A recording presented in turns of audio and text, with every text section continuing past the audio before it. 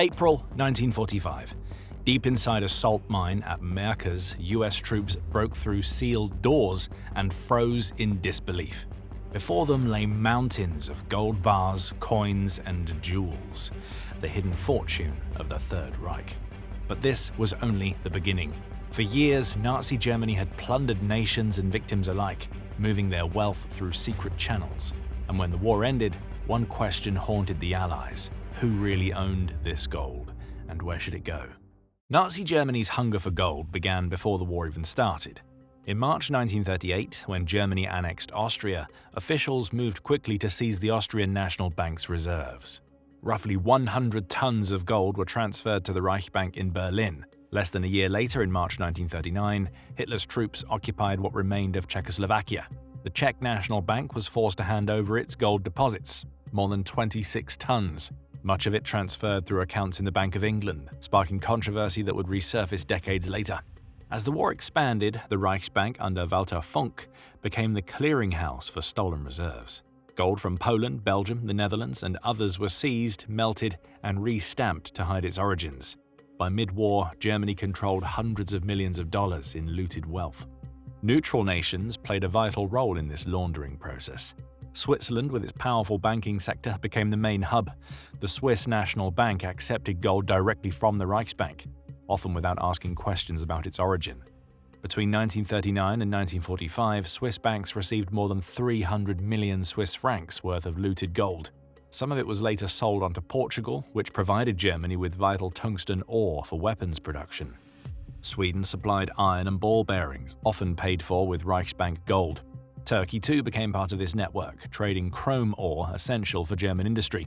The sources of Nazi gold were not limited to state treasuries. The regime also plundered personal assets on a massive scale. Jewish families deported to ghettos or camps had their valuables seized. Rings, watches, and other possessions were stripped away. More chillingly, dental gold taken from victims in concentration camps was delivered to the Reichsbank, melted down, and added to the reserves. Though exact figures are impossible to establish, investigators after the war found detailed ledgers recording the delivery of this so-called Melmer gold, named after SS officer Bruno Melmer, who arranged shipments from the camps to Berlin. In 1943, as defeat loomed, Berlin pushed more gold to neutral states. Allied protests did little, the trade continued. In Portugal, German gold transactions reached such a scale that by 1944, the Allies launched an economic blockade to limit them. Historians still debate whether Switzerland and other neutral nations knowingly facilitated war crimes or simply prioritized financial neutrality. By the time Germany collapsed in 1945, much of the Reich's stolen gold had been scattered through vaults, mines, and banks across Europe. Some had been smuggled abroad, some hidden in mountains or lakes, and some buried deep in the earth. Yet billions remained unaccounted for. The stage was set for the Allies to uncover the treasure and for the disputes that would follow. As Nazi Germany collapsed in the spring of 1945, Allied forces swept across a devastated landscape. Amid the ruins, they discovered not only weapons and records, but also vast stashes of looted treasure. The most famous find came on April 8, 1945, when soldiers of the US Third Army, advancing into Thuringia, stumbled upon the Merkers salt mine. Acting on tips from local civilians, they blasted open the sealed entrance. Inside lay a staggering sight: stacks of gold bars, crates of foreign currency, and countless bags of coins. Army accountants later tallied about 8,000 gold bars, along with 55 crates of bullion and more than 5 billion Reichsmarks in notes. Alongside it were priceless artworks and jewels seized from across Europe. The Merkers discovery was crucial not only for its scale but also for its timing. The mine lay in an area soon to be handed over to the Soviet-occupied zone. American troops, aware of the political stakes, quickly removed the treasure before the Soviet forces could claim it. The gold was shipped to the Reichsbank vaults in Frankfurt and later transferred under Allied supervision to secure locations. Photographs of Generals Dwight Eisenhower, Omar Bradley, and George Patton inspecting the hoard became iconic symbols of victory and accountability. Merkers was not unique. Similar caches were uncovered in mines, bank vaults, and hidden depots throughout Germany and Austria. The Kaiserode mine, for instance, held artworks looted from French collections. Other vaults contained central bank reserves taken from occupied countries. The Allies organized special units, including finance officers, intelligence specialists, and the famous Monuments Men, to locate, catalog, and safeguard these assets. Their task was immense, not only protecting cultural treasures but also securing monetary gold needed for Europe's reconstruction. Another extraordinary case was the Hungarian gold train. In May 1945, US forces intercepted a 46-car train in Austria carrying valuables looted from Hungarian Jews. The cargo included gold, jewelry, silverware, fine china, and even household goods. While much was inventoried, the fate of many items became controversial. Some objects were misplaced, sold, or used by US personnel, leading to decades of legal and moral disputes.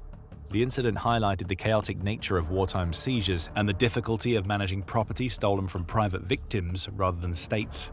Not all treasures were recovered. In the chaos of retreat, German officials and SS officers attempted to hide or destroy evidence of looted wealth. There were reports of convoys dumping crates into rivers or concealing bullion in alpine bunkers. Rumors spread of submarines carrying treasures across the seas or of secret vaults beneath Bavarian castles. While many of these stories remain unproven, they fueled post-war legends that Nazi gold was still waiting to be discovered. By late 1945, Allied authorities had secured thousands of tons of looted gold. The harder question followed: did it belong to nations, private victims, or the occupiers themselves? The dispute would dominate the coming years. The Allied discovery of Nazi gold in 1945 raised an urgent question: how should this stolen wealth be returned? The solution took shape in September 1946 when the United States, Britain, and France created the Tripartite Commission for the Restitution of Monetary Gold. Its mandate was clear: recover the looted reserves seized by the Reichsbank and redistribute them to the countries from which they'd been taken.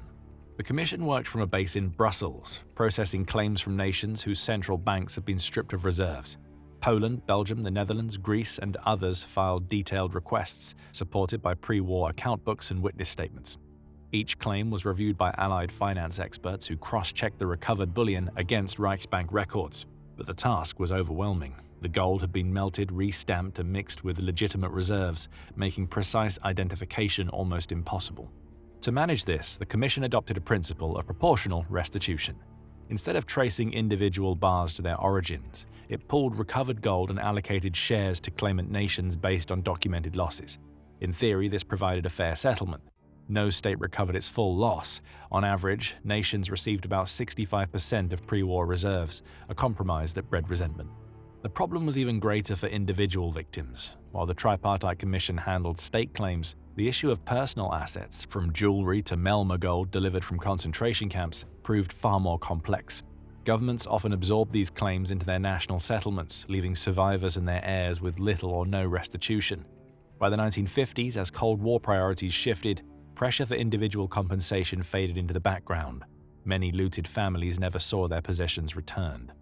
Yet the issue never fully disappeared. By the 1990s, renewed attention to Holocaust-era assets put pressure on neutral countries, especially Switzerland, accused of profiting from Nazi gold. Swiss banks were forced into restitution funds to address long-ignored claims. The turning point came with the London Conference on Nazi Gold in December 1997, attended by representatives from 41 nations. Delegates pledged to use the remaining reserves held by the Tripartite Commission, about 5.5 metric tons, valued at under $70 million, to support programs for Holocaust survivors and their families. The commission itself was formally dissolved on September 9, 1998, more than half a century after its founding. By then, most state claims were settled, but questions of morality lingered. Survivors saw little, records stayed shadowed by secrecy, and the meaning of justice remained contested. What began as a financial matter had become part of the broader reckoning with the legacy of the Third Reich. Even after decades of recovery and restitution, the story of Nazi gold is far from complete. Gaps remain in the record and myths continue to surround its fate. Some gold was recovered, catalogued, and redistributed, yet a portion disappeared into murky transactions, hidden caches, or financial systems reluctant to disclose their wartime dealings. One of the most enduring controversies involves Switzerland. During the war, the Swiss National Bank accepted hundreds of millions of francs worth of Reichsbank gold. Later investigations confirmed much of it was looted. By the 1990s, Swiss banks faced global scrutiny over dormant accounts belonging to Holocaust victims. Years of legal battles led to major settlements, but critics argued they came too late and never matched the scale of the loss. Other stories remain shrouded in speculation. One of the most famous is the so-called Nazi gold train of Walbridge, Poland. In 2015, treasure hunters claimed radar scans had revealed an armored train buried in a tunnel, supposedly carrying gold and valuables evacuated from Breslau in 1945. Despite media frenzy, geological surveys later debunked the claim. Still, the episode shows how rumors of hidden Nazi treasure continue to capture public imagination. Similar legends persist about hoards sunk in alpine lakes such as Lake Toplitz in Austria, where divers have found counterfeit currency linked to Operation Bernhard, but no bullion. Historians still debate whether senior Nazi officials managed to smuggle significant amounts of gold out of Europe. Rumors suggest cash is hidden in South America or transferred through sympathetic regimes, but documentation is scarce. What is certain is that the chaos of 1945 allowed opportunities for disappearance, convoys destroyed, shipments concealed, or corrupt officials diverting assets. The Unresolved legacy is not only about lost treasure, but also about justice. Many Holocaust survivors and their descendants never received compensation for property stolen from them. Gold recovered through the Tripartite Commission was mainly allocated to states, not individuals. Only in the late 20th century did governments and banks begin to address this gap through symbolic funds and public acknowledgements. For many, those gestures felt inadequate compared to the scale of the theft. At the same time, Nazi gold has become a symbol far beyond its material value. Each represents the plunder of nations, the suffering of millions, and the lingering difficulty of restitution. Each discovery, whether a confirmed hoard or a debunked legend, reopens questions of accountability. The fascination with hidden treasure reflects a deeper truth.